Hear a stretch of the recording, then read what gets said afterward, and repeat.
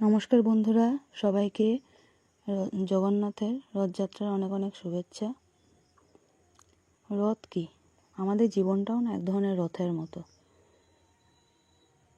যার রথী হলো আমাদের আত্মা। এই আত্মা পঞ্চেন্দ্রিয় আর ষড়রিপু দিয়ে তৈরি।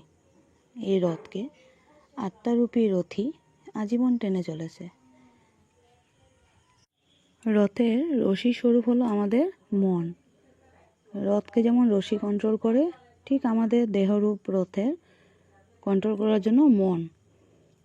সেই মন আমাদের ষড়রিপুকে বশ করে রাখার আজীবন অদম্য চেষ্টা চালিয়ে যায়। আমাদের দেহরূপ রথ হলো পঞ্চভূতের তৈরি, আর একদিন সেটা এই পঞ্চভূতেই বিলীন হয়ে যাবে।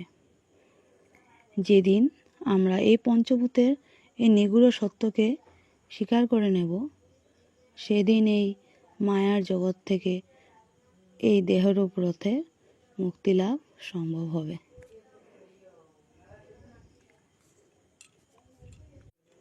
প্রতি বছর এই রথযাত্রা শুধু রথযাত্রা নয়, এই রথযাত্রা আমাদেরকে আমাদের এই পঞ্চভূতের দেহরূপ রথের নিগূঢ় সত্যকে জানতে শেখায়, জানায়।